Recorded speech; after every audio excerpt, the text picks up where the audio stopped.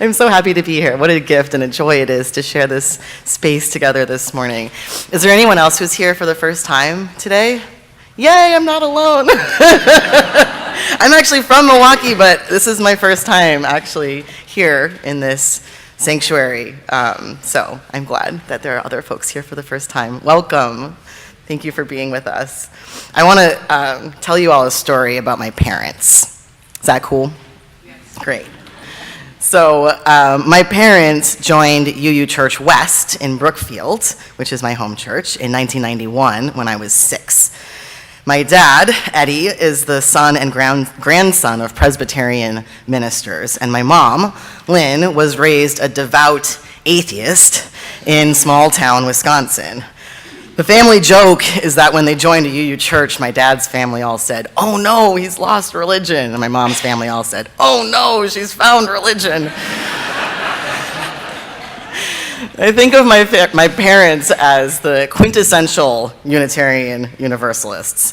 They came to this faith from previous spiritual paths, or the lack thereof, that didn't fit them. They are white and middle class and in their 60s, and they both have higher degrees. They are teachers and artists. My dad was an environmentalist way before it was cool, and considers nature his true spiritual home. They are well-traveled and well-read. They listen to NPR and read the New York Times and have season tickets to the Milwaukee Rep. They own 2 cars and a house in a suburb. They are politically active and vote Democrat. Sound familiar? I think of my home congregation, UU Church West, as the quintessential UU congregation as well. It's full of wonderful, kind people, most of whom are white and middle class and higher educated and politically liberal. Growing up, it was rare to hear words like God or prayer spoken in service. Church members did a volunteer shift at a soup kitchen downtown once a month and always turned out for the neighborhood river cleanup. They are very proud of the rainbow icon on their road sign and the solar panels that they were recently able to install, both of which ruffled feathers in Brookfield. I love my home congregation, and I'm so grateful that my parents joined it. It was a wonderful place to grow up. I was instilled with open-hearted curiosity about all the different religious paths and different truths that people hold. I was taught to honor my own truth, even or especially when that truth was different than what was expected. I internalized the idea that living our faith meant working to make the world a better place, bringing more life and love and justice into the world, fighting for those who are oppressed. And as a queer and trans person, I was able to grow up without any sense that these deep truths about myself were at odds with my faith. I don't carry the religious trauma that so many of my queer and trans friends do. I credit being raised UU to a large degree with my ability to be the person I am today, my full, authentic, queer, gender fluid, flamboyantly masculine and feminine, all at one time, neither here nor there, Mary Martin as Peter Pan, bow tie flashing, motorcycle riding, BOI boy self.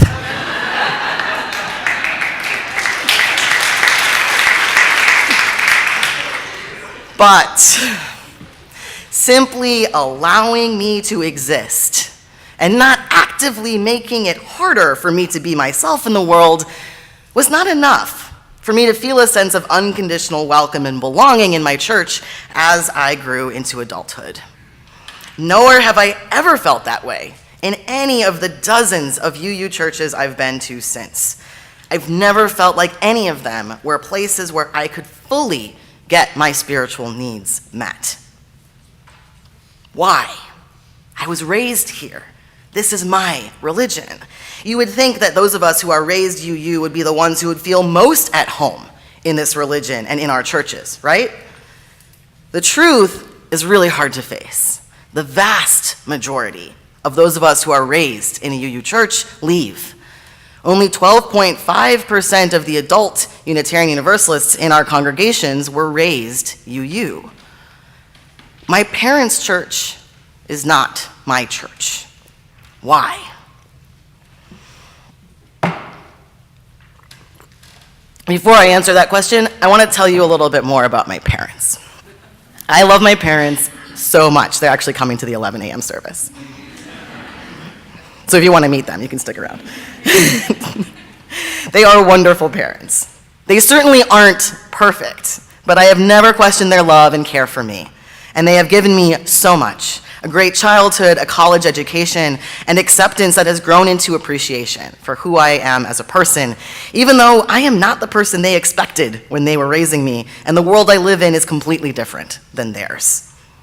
When I was growing up, my parents' world was a reflection of themselves. Their friends were all people like them, teachers, artists, parents, people, their age, their race, their class. Our church was a reflection of my parents' world as well. As the quintessential UUs, they fit right in. My mom talks of how freeing it was to come to church that very first time and hear a humanistic sermon that would have been considered blasphemous in the small town she grew up in. It was easy for them to feel a sense of total belonging, almost like this church had been made precisely with them in mind.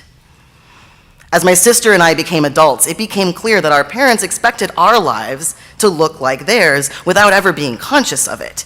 They had so many completely unconscious assumptions that we would go on to get master's degrees, that we would own houses, be upwardly mobile, that we would have friends and partners who were people of particular races, classes, abilities, genders. Of course, they had these unconscious assumptions. They wanted the best for us based on what their own lives and cultural contexts had told them the best is.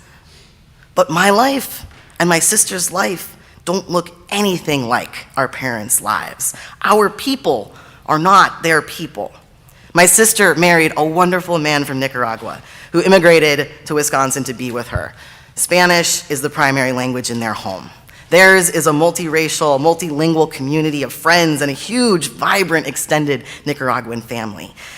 My community is also a multiracial, multilingual one, a community of queer and trans people of many faiths, many ages, many abilities. Like my brother-in-law, my partner is also working class.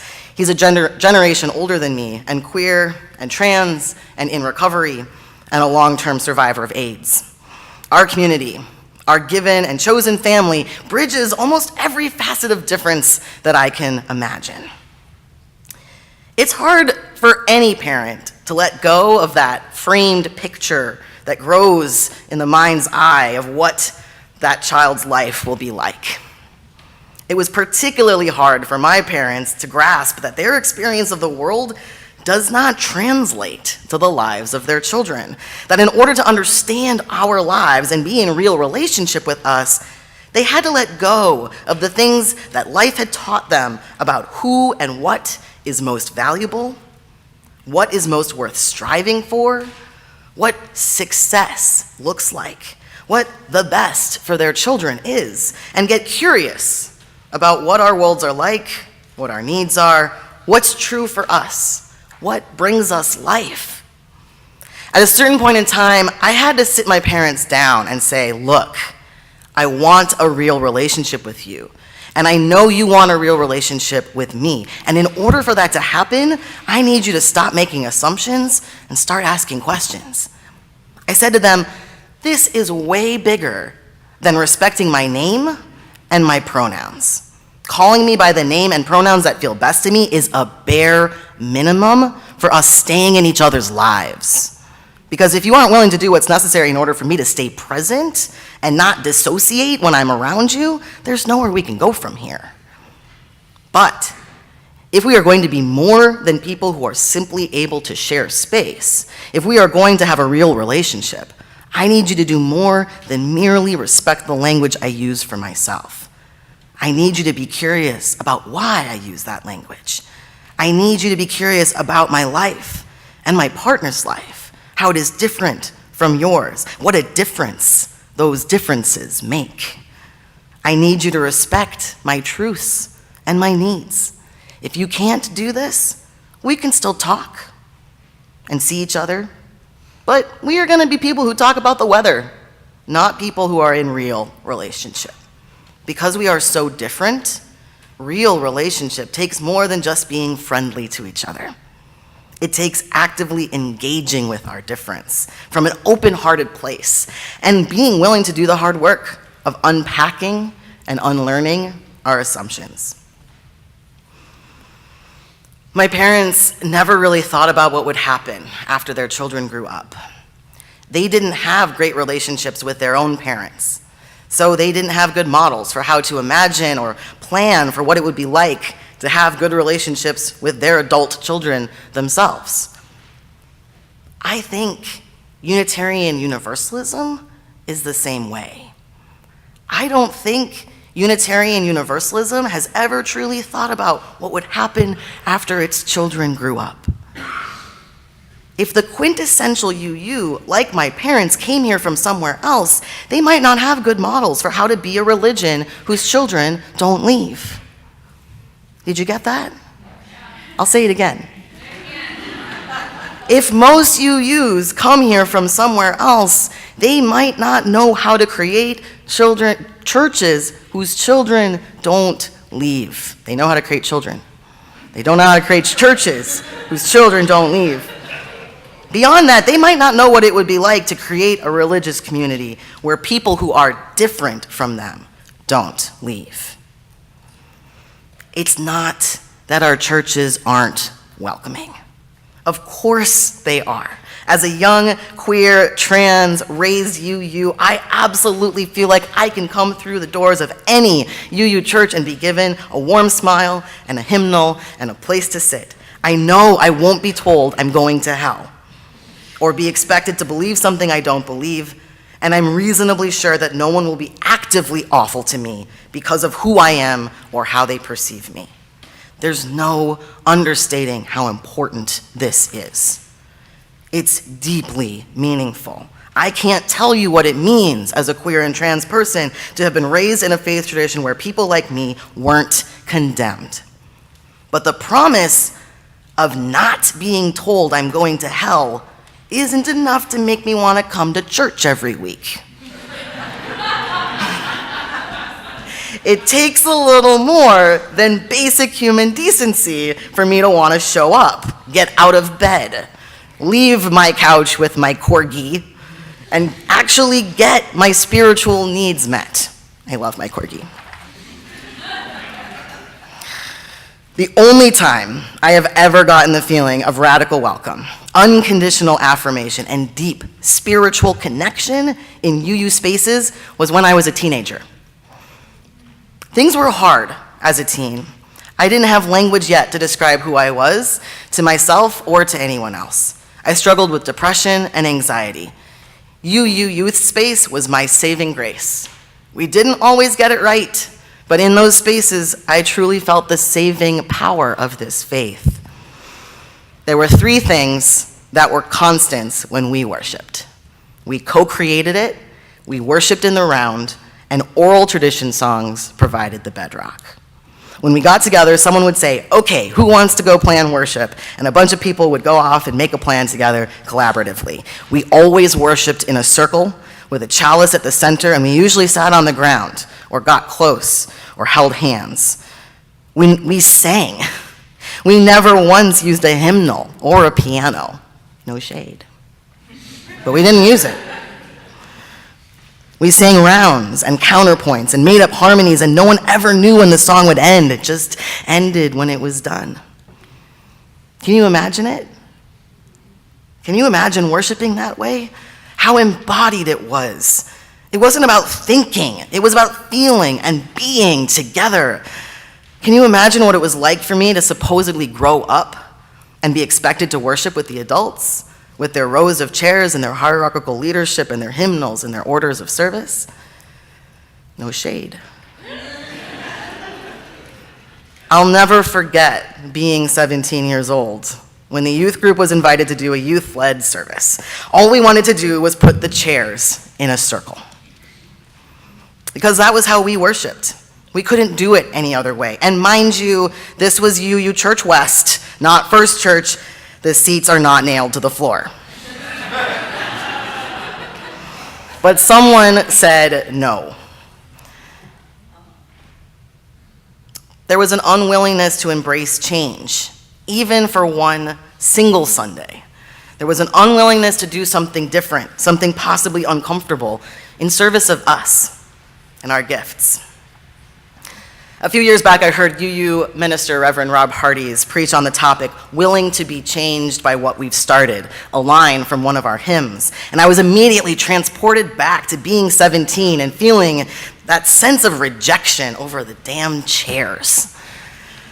I thought to myself, what if the youth knew something more deeply about what it means to be UU and practice Unitarian Universalism than the adults who found this faith later in life? What if those of us who were raised here understood something deeper and more true about this religion and were just waiting for the chance to share it and take all of us to the next level? We have to be willing, not just to welcome change, but to be changed, to transform. I'm not 17 anymore, and there are a lot more reasons than chairs in rows now that keep me from finding a congregational home. Being young and queer and trans and raised UU doesn't just mean I have particular needs around gender and sexuality and age. It's not just about pronouns and bathrooms and rainbow flags. That's the bare minimum. Being young and queer and trans and raised UU means my cultural context is different than the culture of the average UU church. Being young and queer and trans affects everything for me. My understanding of family, my relationship to social justice, the ways I build community, my sense of spirituality, my spiritual needs, my spiritual gifts.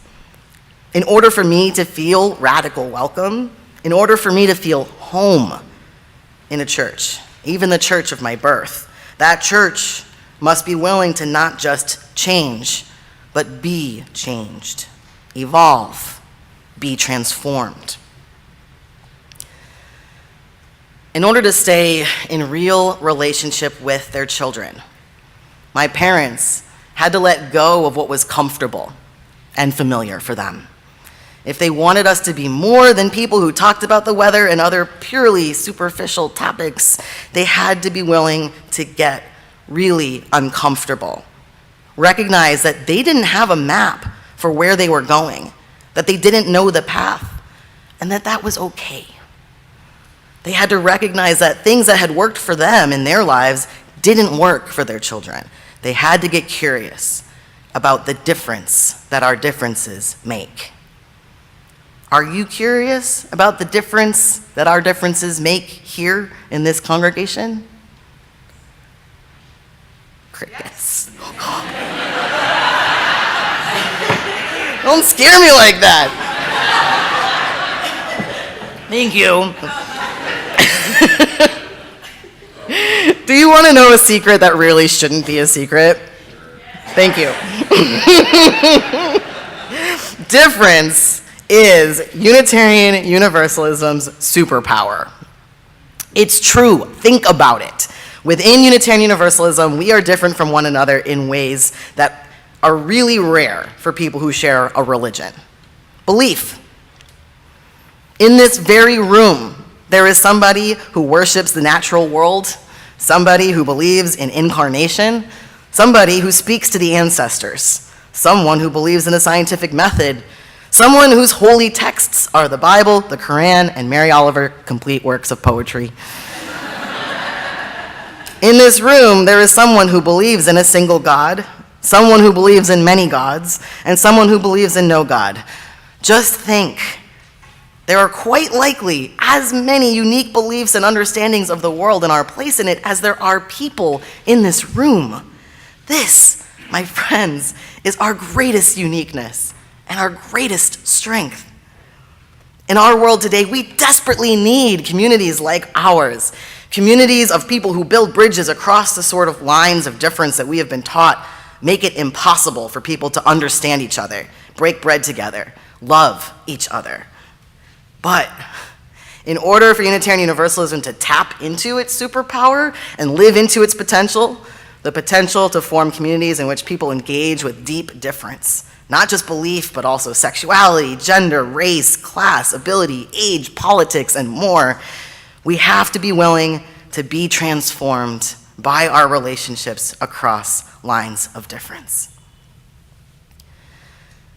The beauty and the pain of parenting is that you pour everything you have, everything you know, your lifeblood, your soul, into this small, growing being.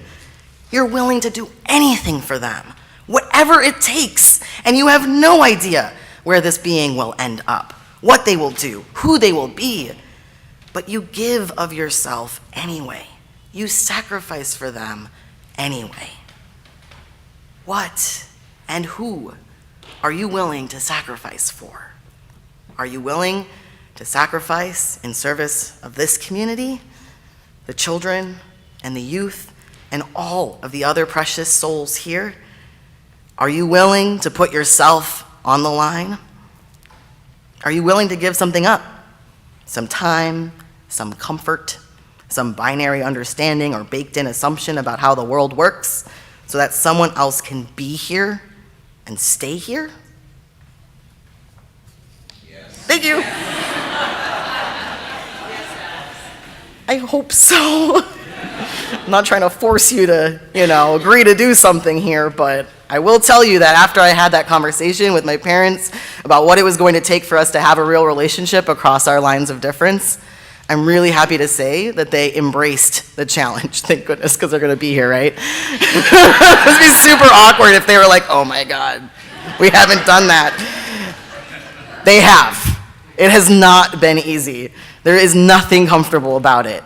It is scary and painful and risky, but I can tell you that it's worth it.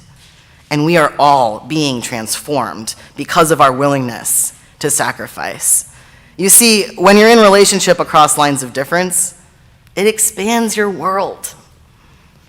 In order to get there, we had to get really real with each other and get really vulnerable and take some risks. I had to understand where my parents were coming from, the fears they have, the trauma they are carrying. They had to understand more deeply the struggles I was facing, the work that it took for me to keep showing up, the things that were getting in the way of me sharing deeply with them. But once we did, our worlds grew bigger and more vibrant. It's not just that we get to have real and meaningful relationships now. It's also that our perspectives on the world have grown. It's really beautiful. Are you willing to be changed by what you've started here? Are you willing to make sacrifices in service of this community? Are you willing to have faith in those who bring a different perspective on Unitarian Universalism, whether that perspective is grounded in belief, religion of origin, age, race, class, or any number of other experiences of the world? Yes. Yay. I'm so glad.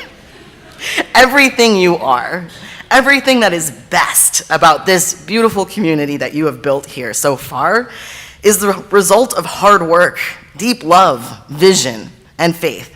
What you've done here is amazing. And what's even more amazing is that you've laid the groundwork for what is next. My parents did a pretty great job raising two pretty awesome kids and setting us up for success in life. They ushered us into the world, and then they recognized that pouring so much of them into us didn't mean that they owned us or were entitled to direct our lives. They are learning how to be curious. They are learning how to be transformed by us and by our relationship. What would that look like here at First Church? What would it look like to engage with the differences that exist here and learn together what transformation might look like?